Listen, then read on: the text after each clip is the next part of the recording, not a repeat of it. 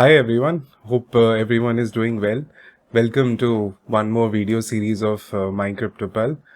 This is the formal video series that we are going to start, and what better than starting with pure basics. So today's video's topic, as you can see, we are here to give you some knowledge and understanding about fiat currency, because everyone talks about fiat currency, but somewhere in their mind they are not quite clear. So I thought let's start with the basics, because if you are going to start your financial journey, then understanding what is the meaning, what is the real meaning of fiat currency is very important. Now we'll cover some very important topics in this video. Like you can see below, I have described the topics for today that we'll cover. So the first one is understanding the evolution of currency, how currency evolved, and I'm sure everyone knows the meaning of all this, but just a gist of everything, so that people who don't know can benefit out of it. After that, we'll understand how US dollar became the national reserve currency, and how is it so dominating on the stock markets, because that is very important to understand. After this, we'll talk a little bit about inflation, because it's very important to understand the meaning of inflation and why you should really choose investing over holding your money in the banks. I'll try my best to prove that to you, that why at least gaining some financial knowledge is important for everyone.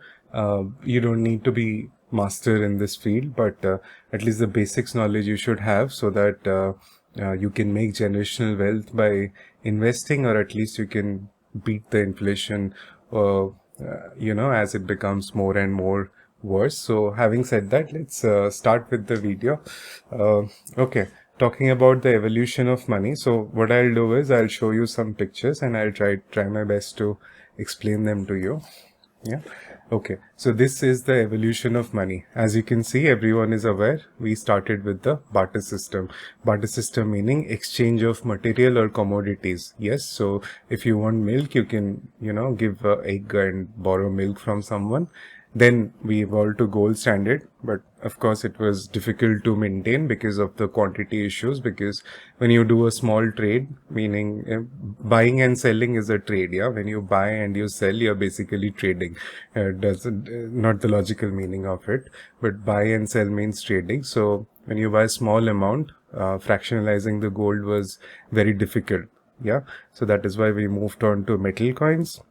Then came paper money, plastic cards, electronic money, and then finally we are in cryptocurrency. So this is how you see the money is evolving over time, and it is very important to understand that why we have evolved from here to here. Yes, meaning the system must have failed somewhere, yes, leading to the invention or the use of new type of money. Yes, if the system would be perfect and it would work perfect for everyone, we wouldn't need a new system or a new paradigm shift altogether to use something which will give more benefit to people. Yes, so for understanding money, you need to understand there are basically two types of money. Okay, one is reserve currency and the other one is fiat currency. If you have marked a lot of people using fiat currency and some people are using reserve currency. Okay, now you need to understand the meaning of both of them.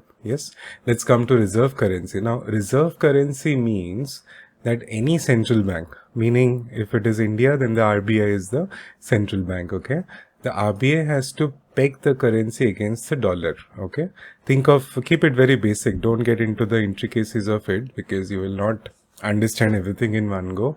So it is like taking a loan from the bank. When you take loan from bank, you deposit some collateral in the bank, right? Like if you take a home loan, you have to deposit papers of the land or papers of the flat, and on the basis of that they give you the loan amount or whatever. So similar concept. So if you want to print a currency and use it, you have to peg it against the gold reserve of the country. This is to avoid people from printing innumerable amount of money compared to the gold reserve they have. And then once it is pegged against the gold, they can release it for international trade. Now this is called as reserve currency. Coming to fiat currency, fiat means that it is issued by the government, but it is not backed by any physical commodity such as gold. So there is no backing in fiat currency, okay? So US dollars, euro and the pounds, these are the examples of fiat money. Now they were not like this before, but over a period of history they have evolved to become like this. That is why we primarily call these three as fiat currency and others as reserve currency.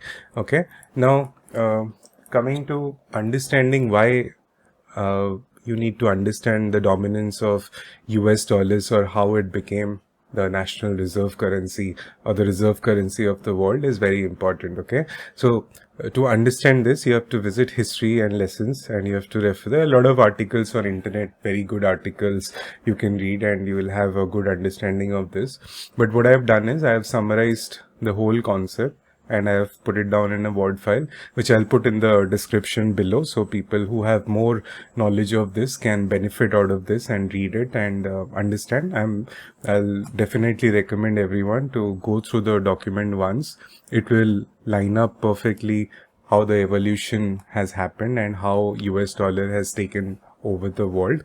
Okay, this is basically the Bretton Woods agreement. You must have heard this from lot of videos, people mentioning this, yes, but basically summarizing the whole thing for you. You can see I've highlighted a lot of things I have taken from internet and I've prepared a document for you.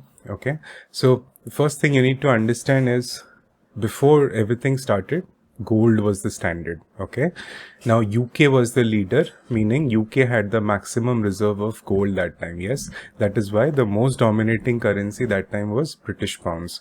Everybody had to peg their currency against the gold. This was the only way to stabilize the currency.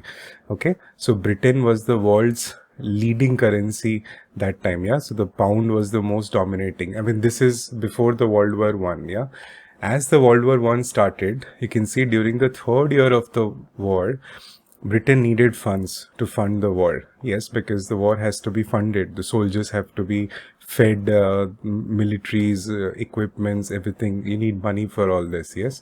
So you see from the third year of the war, Britain required more money. Yes. So it started looking for countries who can lend it money. Yes. Give it money as a debt. Who became the biggest lender that time? United States. So what United States did was they started lending money that time by how to lend money? Buying US dollar dominated US bonds. Now don't get into US bonds, just think that they gave dollar which was pegged against the gold reserve of their own country. Okay, so the more debt you give, the more liable the country is to pay you back. Okay, now a time will come when you cannot pay back the debt. Yes, it got worse because after that World War II also started, so they required even more money. US became the main allies. Ally meaning a country which is a supplier of weapon and other goods, basically assisting, not fighting the war, but basically assisting the war. So US became the main allies. So the main supplier of weapons and other goods. Yes. So most country had to pay gold back to the US. Yes, this is the only way to repay the debt which they had got from US. So over a period of time, what happened is, lot of gold came to America. Yes, because there was a lot of debt which was being repaid in the form of gold. So the gold reserve in America started increasing manifold. That is why a place called as Bretton Woods, which is in New Hampshire, in 1944, a group of 44 allied countries met. Yes, and then there was a decision which was taken that day that US dollar, will become the new gold. Okay, so instead of pegging their currency with gold, they will start pegging it with US dollar. So this is how US dollar became the national reserve currency or the most used currency. Yes, because everyone has to have US dollars with them if they want to trade internationally in the market. So you can see the demand for treasuries and securities increased so much because there were a lot of wars followed by that, like the Vietnam War, the Great Society domestic programs, which was created by the United States. Yes, so they started printing US dollar and they started flooding the market. Yeah, a time came that there was so much debt requirement in the whole world that enough so much US dollar was printed that it was impossible to peg it against the gold. That is why you can see President Nixon, Richard Nixon, he was the man who was forced to intervene and delink dollar from gold. Okay, which means that now dollar does not has to be pegged against gold. Okay, so you can close your eyes and print as much money as you want. That is what President Nixon did. Okay, because of that, look where we stand now. Dollar remains the world's reserve currency today. Central banks hold around 59% of their reserves in US dollar, according to the IMF. Many of the reserves are in cash or US bonds, such as US treasuries. Yes, dollar denominated debt outside the US continues to rise, with levels reaching 13.4 trillion as of mid-22. So you can see America has found its way out by printing more and more and more and more money. Yes, this is the only way they have inflated their currency to reduce the value of their debt. That is why, I've put a tagline over here. This is why there is unlimited demand for US debt, because everyone wants dollar, because you cannot trade without the US dollar. That's why the Fed can print ad infinitum. Yes. So this is basically the gist of it. Now you need to understand that if you want to trade in the market, import, export, banks, whatever services, central banks over the whole around the world, they have to hold US dollars. Okay. This is where you find the US debt. Okay. So this is the usdebtclock.org.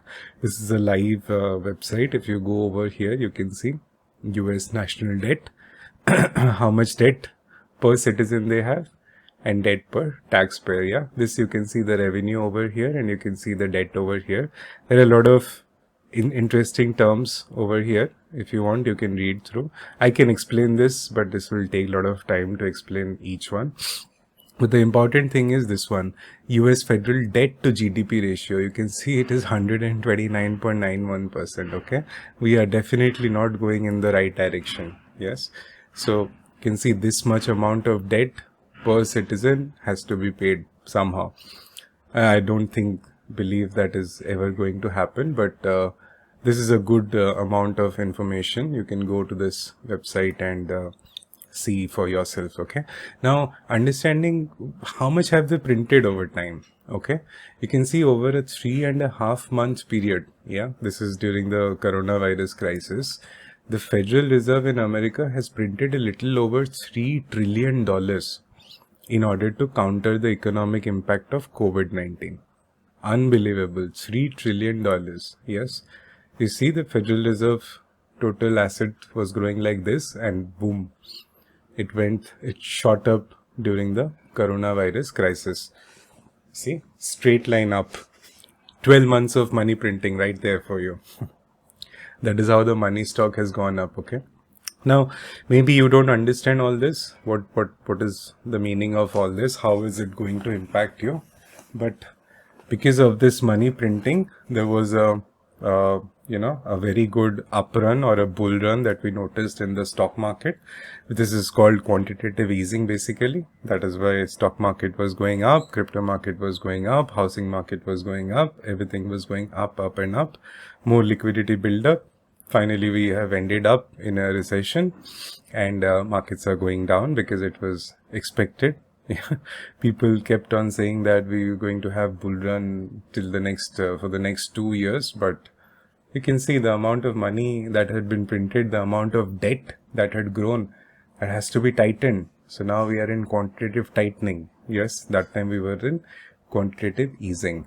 Okay, so this is the effect of US dollar printing by the United States of America. Okay, so this is how US, you can see, became the reserve currency of the world. Yeah, see the dominance of US dollar in green, and look where British pounds is. British pound, sterling, gray.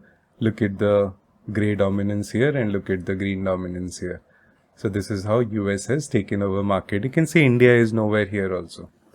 Okay, so now let me explain you why understanding US dollar, the role of US dollars in stock market is important, is because you can see this is the putting the world's money into perspective. Okay, the entire world's money is divided in only these assets. Okay, these are the largest assets which hold the largest money, the whole money in the world. Okay, you can see US dollar is here, 1.5 trillion dollars. Okay, gold is here, physical money, stock market. You see how big stock market is? $66.8 trillion. Unbelievable, no? Now the person who is holding maximum position in the stock market becomes the world leader, right? I can see in 1899, mark this number, 1899. Don't get overwhelmed by the chart when you see. I'll try to keep it simple. So this is the relative sizes of world stock market. Okay, 1899 is this pie chart and 2020 is this pie chart. You can see the dominance of USA was here, 15% in 1899, and in 2020 it is 54.5%. So anything which is above 50% becomes dominant by default, correct? That is why everywhere you go, you see, wait till the US market open. We will take a decision when the US market open. Don't take any trades till the US market open. These are the terms you keep hearing, yeah? People keep referring to wait for 27th of July. What is going to happen on 27th of July? Federal Reserve meeting is going to happen on 27th of July. Nobody talks about RBI meetings. Nobody talks about inflation rate of India. Nobody talks about CPIs of India. No, that's not important. Why? Because USA has the power to affect the stock market. Okay? Because it has the maximum dominance. You can see India is nowhere over here. Not even a little bit. I think the lowest one is Australia, which is 2.2%. No worries, we'll get there. We have our own stock market, so we don't need the world's stock market. Okay. Now, I hope you have understood the importance of US in the whole stock market thing. Okay. Now coming to the effects of money printing. One effect made you understood that quantitative easing, quantitative tightening. Quantitative easing means when people don't have money to spend. Okay. So what governments do is they release money in the market or they flood the money in market. How can you do that? By reducing interest rate. Because if you lower the interest rate, people can take loan from you easily. Once you take the loan, you go and spend. Just basically increasing the spending ability of the citizen. Okay, that is the only way you can flood money in the market, because we are the grassroots level consumers. Okay, so they give us money, now we go and spend and we flood money in the market. Quantitative tightening is the opposite of that. You increase interest rate so people can't take loan anymore. So the spending goes down, the demand goes down, production remaining same. If the demand goes down, prices of commodities started increasing and we go to inflation. Now there are two types of inflation. We can get into details of it. One is demand side inflation, one is supply side inflation, but that's a whole new topic to discuss altogether. Let's just focus on simple things today. I can give you all concepts in one video, but you're not going to retain everything. Okay, so let's just understand the basics of inflation. Now what has happened is, because of so much of US dollar printing, purchasing power has gone down. Now what do I mean by purchasing power? Purchasing power means if you would spend $1 yesterday and the amount of items you could get is less today. Understand? If you spend the same amount of dollar today, you will get less items. This is called purchasing power. So your salary is increasing over the years, but the amount of money they are printing or the amount of inflation which is happening is more than your salary increase. Okay, so that is why your purchasing power is going less and less. You can see your dad or your grandfather or his father, they could buy more flats than you can afford today. They could buy more land that you can buy today. Yes, your father, you must have heard your father saying that in 100 rupees I used to get this and this. But now you see, in 100 rupees you cannot get anything. This is inflation. All you need to understand is this. Okay, no need to complicate it with by using fancy terms and all. Okay, so this is the inflation chart. As you can see, in February 2019, the CPI, Consumer Price Index, no need to remember all these fancy terms, it is not going to help you. It's just that the CPI was 2.57, now it is 6.58. That means you are paying more money than you used to pay before for the same quantity of goods. If you still don't understand this, you see, as the years went on from 1940 to 2020 and 2014, more and more money got printed, but your purchasing power has gone down. Yeah, it's a negative curve. You can see purchasing power of the consumer dollar. That means more money came in the market, but your ability to spend has gone down. Yeah, so it is not going to help you. If you type inflation rate of India in Google, it is only showing 6.7%. This I have taken a screenshot today only. 6.7% it is showing. The actual inflation rate is lot different, correct? Because you have to take average of all the commodities and find an inflation rate, right? So these are the inflation rates of countries around the world. Look at Russia's inflation rate, 17.8%. Nigeria, 16.8%. Where is India here? 7.8%. And then USA is here in 8.3%. The money, all the money that was printed was by USA. All the development that happened in USA. But which are the countries which are suffering? Russia, Nigeria, Poland, Brazil, Netherlands. And now suddenly recession. Why recession happened? Because of Russia-Ukraine war. No, it did not happen because of Russia-Ukraine war. Inflation cannot happen in a span of 3 months or 6 months. Inflation was bound to happen because of the debt, the amount of debt that was spreading in the market, right? You see, the cup of coffee. Come to even more simpler example. In 1970, 1 cup of coffee used to cost you $0.25. The same cup of coffee today will cost you $1.85. Imagine you have to pay $1.85. If you relate this to the chai in India, the chai used to cost probably 25 paisa.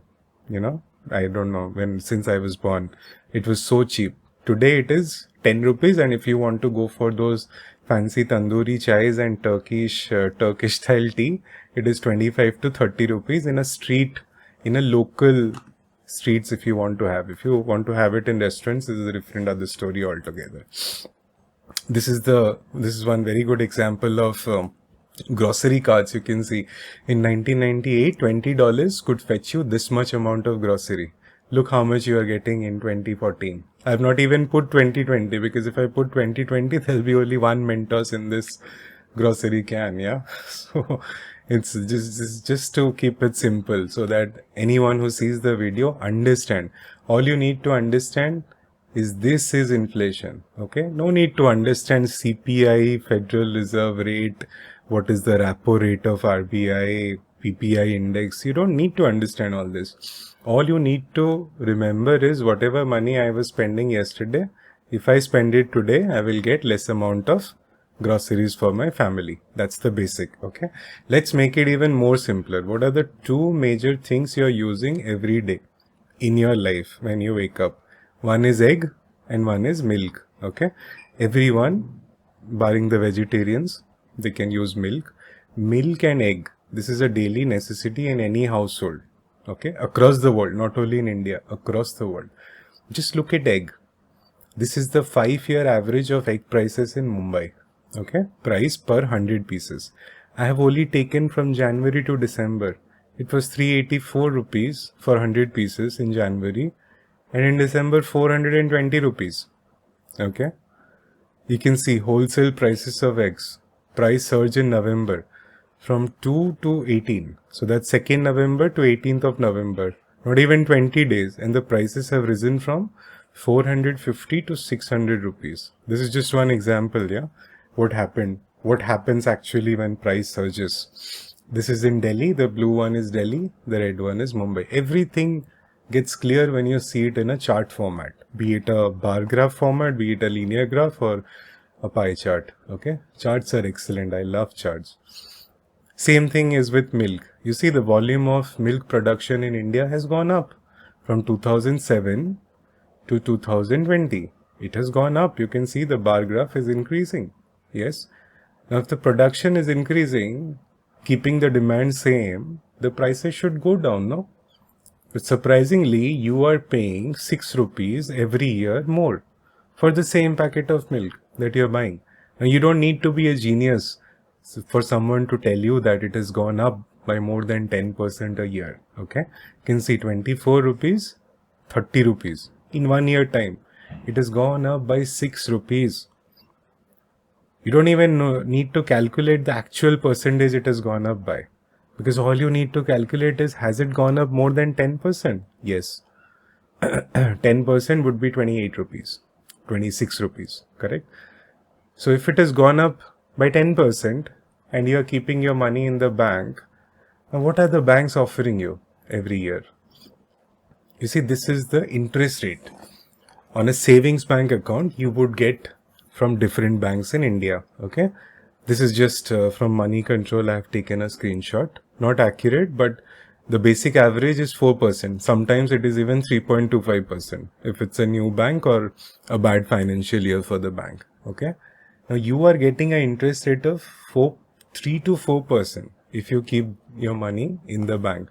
That too is categorized as per the amount of money you deposit with them. Okay, and there are various other hidden charges to this, and the inflation rate is 10%. So this is basic mathematics. You don't need to be an Einstein to figure this out. The inflation rate is 10%, so your money is dropping by 10% every year, and bank is paying you 3%. So 7% still you are losing. Now, if you don't keep it in the saving bank account and deposit in a fixed deposit, little bit better, no? 5.7%, 6.5%, 4.4%, 5.6%. Average FD rates, which has also gone down over years. Printing has gone up, but FD rates is going down. Irony of the world. So now, instead of losing 7%, if you keep it in FD, you will end up losing 5% on an average per year. Okay. But if you go and take a loan from the bank, yeah, be it home loan, be it land loan, be it car loan, be it bike loan, do you see anything less than 10%? Home loan was also more than 10% few years back. Okay. Now, because of quantitative easing, it is hovering somewhere between 7 to 9%. It is also going to increase after a few years when tightening finishes. You see, everything is above 10%. Everything. So banks are anyway beating inflation. Yeah, because these are the products they are selling you. That is why you see LIC agents in your house every day, sipping tea with your dad and telling him to make new Jeevan Bima policy for your daughter or for your newborn son. Okay. You see your friends who are working in banks, they keep on calling you to take car loan, to take bike loan. No, he doesn't want to help you. He just wants to sell his product to you. Because Indian parents, they don't understand anything. All they know is we have an LIC agent who is looking after us, selling us crap loan and schemes over a period of 25-30 years. So you also fall into that same trap. Okay, there is nothing wrong in taking a loan. Okay, but take loan which is supposed to make your life easier, not your life miserable. Look at this interest-free EMI. Do you know what this means? Interest-free EMI is the highest interest you have to pay, 24%. Okay, these are the EMIs which you are paying on Amazon or e-commerce websites when you are buying products on a basis of EMI, because when you sell it as a monthly EMI, an iPhone which was costing 1,30,000 now only costs 5 to 6 grand, 5 to 6,000 a month. For a person whose salary is 40,000 rupees, now he can afford iPhone. But actually you're falling in a trap, my friend, because if you're spending more than you're earning, it is never going to end up good. Okay, you will never be able to make generational wealth for your family, and at some point down the line you are going to stop your spending. That is 100%. It can be 5 years, it can be 10 years. You will come in trouble if you don't stop right away. Okay, credit card, loan against credit card is the second, 21% after EMI. Okay, that is why you see cred coming up with so much of ads. Yeah, credit card is the best business around there because of this interest rate. In manufacturing industries, the rate of return for your investment is around 13%. If it's a very good manufacturing industries. But in credit card, it is 21%. Why you need to work so much? That is why you see e-commerce is booming in India. See, digitalization is booming in India. Yeah. That's why you see everyone understands this. Be it a bank, be it a big manufacturing industry, everyone. They understand the importance of investing and they understand the importance of generating more than 10% every month. Now, coming back to what kind of investments you can do. Yeah. Now, see, there are a lot of types of investments which are available for you to do in India. Yeah? Stocks, bonds, convertible debentures, mutual funds, exchange traded funds, options, annuities, commodities, retirement plans, cryptocurrencies, precious metals, so many things. Yes, so many amount of products available for you to invest. But if you do not understand what is the meaning of a public provident fund, what is the meaning of an exchange traded fund, what is the meaning of national pension scheme and how you can benefit from it, okay, what is the meaning of fixed deposit, what is the meaning of bonds, if you don't understand this, how will you invest? Are you going to go on YouTube, see some random YouTuber pitching you that okay, go and buy this much and put this mutual fund, put your money in sovereign gold bond here and there? No. Or are you going to download Zerodha or Money Control or Upstocks or Grow? I don't know, thousands of apps have come. Remember, guys, you're paying money for convenience, okay? So because of convenience, they are showing you which mutual funds to invest in. Yes. So the top mutual funds which come in Zerodha or in Money Control or in ICICI Prudential, don't you think that they have done something to get there on the first page? Yeah. Be it promotion, be it marketing, be it whatever, you're smart enough to understand that. Okay. So instead of doing all that, why don't you gain some knowledge of the financial tool you want to invest in and do it yourself? Do you know what is the difference between a regular mutual fund and a direct mutual fund? Has anyone told you where and how you can go and buy SGBs? Has anyone told you what is a Kishan Vikas Patra? Do you know there are 5-6 schemes of post office which will give you a much better return than fixed deposits? Yeah. Do you know what is invoice discounting? Do you know what is small case investing? There are so many n number of things that I cannot even explain you in one video. Yeah. So many tools to just go and invest. You won't believe that buying and selling domains, you mean this www.blabla.com.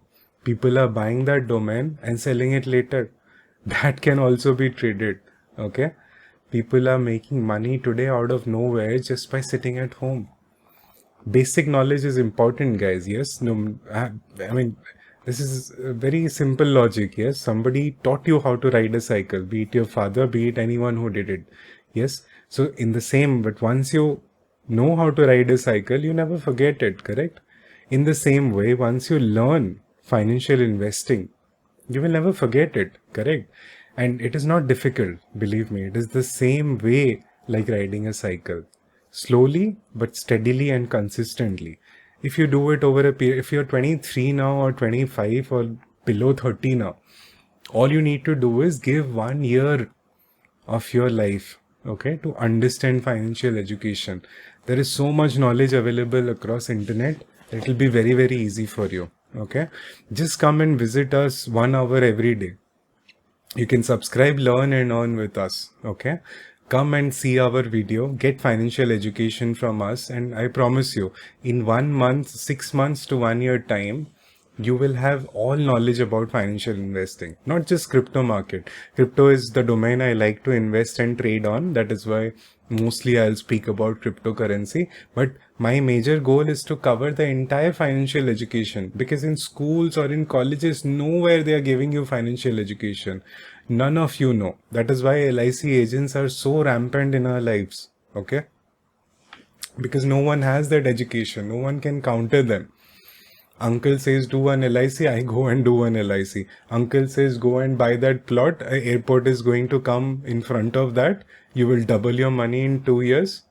And then that airport never comes for 30 years. Uncle is away. Uncle said, I don't know. I told you. I thought it will come. Okay. So internet, you have the power today, guys. When we were growing up, we did not have the power of internet. You can just sit at home and type anything you want to learn and it will just come flash in front of you.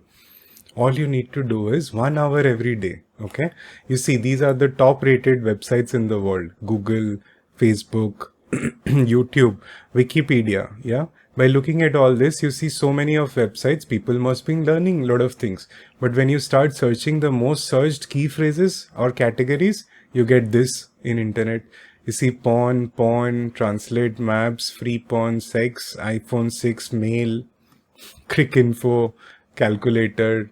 And if you go by category, adult content, celebrities, shopping, lottery, music, yeah, astrology, communication, social media, and financial is somewhere in the bottom. Yeah, it's good that people are getting little bit of aware nowadays that they can make money from financial market, but sadly there's so much misconception is being shown by ads and the trading campaigns that are being run around that people are getting trapped and they're losing all their hard-earned money. Trading is gambling also, so they're getting addicted to it. And if today if they lose 100 rupees, tomorrow they're trying with 100 again. Why don't you sit and learn something for 1 year? Become good at it. And it's your hard-earned money you're investing. Don't just throw it away, okay? Value money, okay? Use the internet for good things like staying in touch with friends and families.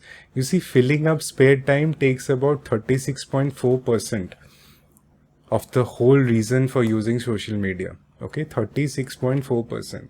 In this spare time, instead of watching reels of some random girls dancing on some number, some guys mimicking, an audio clip, or watching a reel on YouTube or shorts on YouTube. Instead of doing that, why don't you just 1 hour every day? After you finish your work, after you have your dinner, before you sleep, watch 1 hour every day. Or in the morning when you get up after you finish your daily routine, 1 hour every day before shower. Read something. I'm not saying it has to be particularly this, but come just watch our video that we post. Slowly we'll break down the content in such a way that you don't need to go anywhere else. All information in one place every day. Okay? 1 hour. 1 hour of your life you have to give, and I can guarantee you in 1 year you will reach financial freedom for you, yourself and your family. Okay? Because if you don't understand this, you can never secure your child's future. If you don't understand this, you can never secure your own retirement. Yeah? You will end up working 9 to 5 your whole life, and you will end up buying a product which is not within your salary range on the basis of EMI and credit cards. Okay? I think this is enough, guys. Hope you took away something from the video. Hope I could motivate you enough to get on this journey with us. Okay? And thank you for watching, guys. And if you like the video, don't forget to like, share and subscribe. Okay? And please come and visit us every day, and let's get on this journey together.